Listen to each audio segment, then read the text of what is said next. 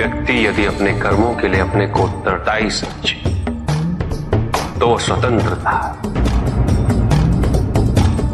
जब तक व्यक्ति किसी और को उत्तरदायी समझेगा तब तक वो निर्भर रहेगा।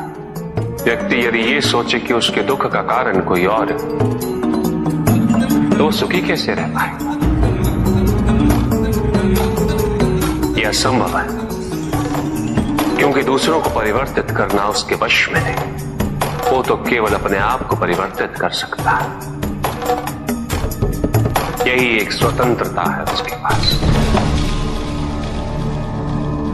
जो पीड़ा है, जो कष्ट है, वो व्यक्ति के अपने फल है, अपने निर्णय के फल। और जिस दिन वो अपने निर्णय परिवर्तित कर ले उसी दिन उसके जीवन में परिवर्तन भी आ जाएगा। अनुशासन एक ऐसी आंतरिक अवस्था है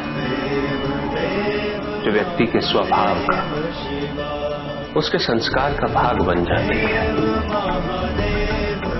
जब अनुशासन एक कार्य प्रतीत नहीं होता जिसे पूर्ण किए जाने की आवश्यकता हो,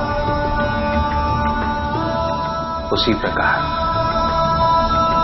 जैसे श्वास लेना एक प्राकृतिक प्रक्रिया है जो निरंतर चलती रहती है, उसके लिए प्रयास नहीं करना पड़ता। अभी तो मन में उत्पन्न होने वाला लोभ, अहंकार और महत्वाकांक्षा है।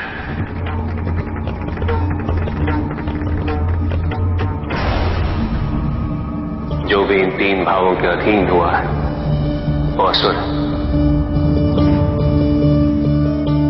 जब तक ये तीनों अवगुण इस संसार में रहेंगे, संसार पे कोई ना कोई संकट मंडराता रहेगा। संसार में एकता नहीं होगी, समानता नहीं, संसार विभाजित रहेगा, द्वंद होगा। जो शक्तिशाली है वो अपना वर्चस्व स्थापित करने का प्रयास करता रहेगा, जो निर्बल है उस पर सदैव अत्याचार होता रहेगा।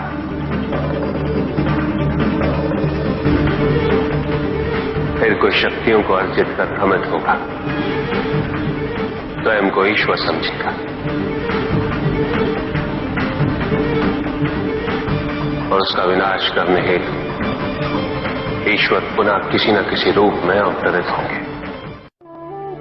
पूजित का साक्षात सामने होना मन को भटकने नहीं देता, किंतु जो सच्चे भक्त हैं, भगवान तो उनके मन में, उनके हृदय में निवास करते हैं। जिनके हृदय में श्रद्धा है उनके लिए पूजा करने हेतु अपने आराध्य का साक्षात सामने होना अनिवार्य नहीं।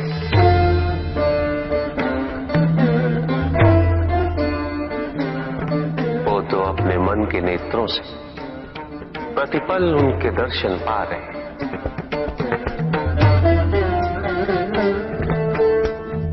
उनकी प्रत्येक अनुभूति में भगवान है।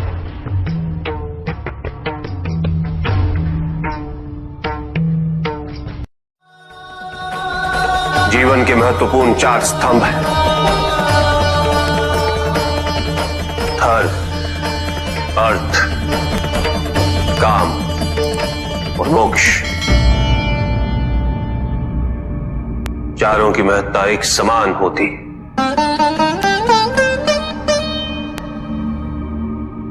केवल धर्म के लिए शेष तीनों उद्देश्यों से विमुख हो जाना ये उचित नहीं और ये ईश्वर को भी स्वीकार्य नहीं। यदि केवल धर्म को महत्ता दी जाए तो संतुलन उत्पन्न होता।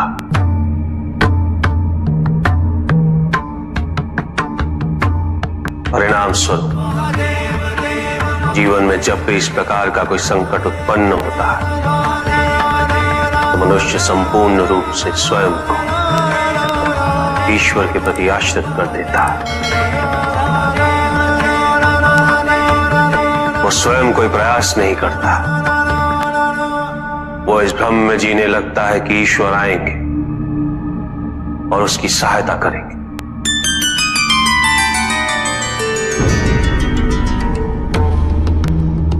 किंतु ईश्वर केवल उसी की सहायता करते हैं तो स्वयं अपनी सहायता करने का साहस करे, जो अपनी परिस्थिति को परिवर्तित करने का प्रयास करे।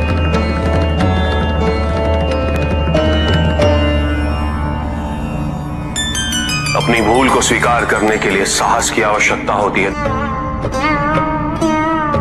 और यदि अपनी भूल का आभास हो जाए तो क्षमा मात्र एक औपचारिकता है।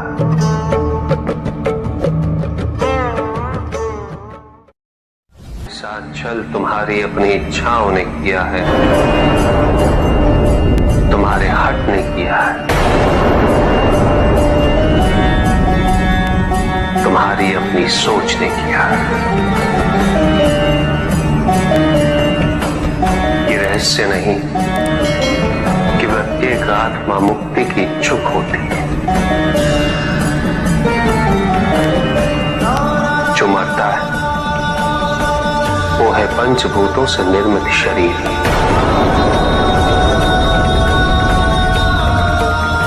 किंतु आत्मा तो अजर है, अमर है।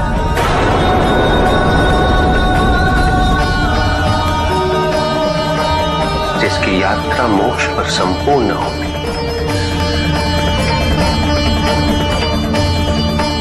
जहां सांसारिक बंधनों से व्यक्ति मुक्त हो जाता है,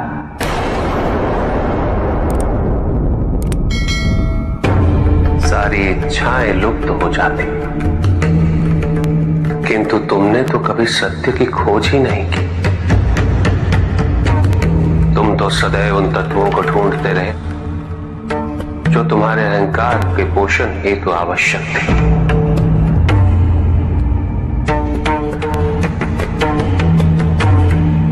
किंतु सत्य तो यही है कि ना कोई तुम्हारा है और ना तुम किसी के। जो है वो परमात्मा का है,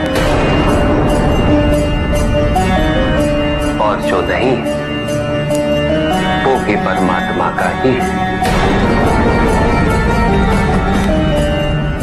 इस शरीर में तुम इस सत्य से अनभिज्ञ हो,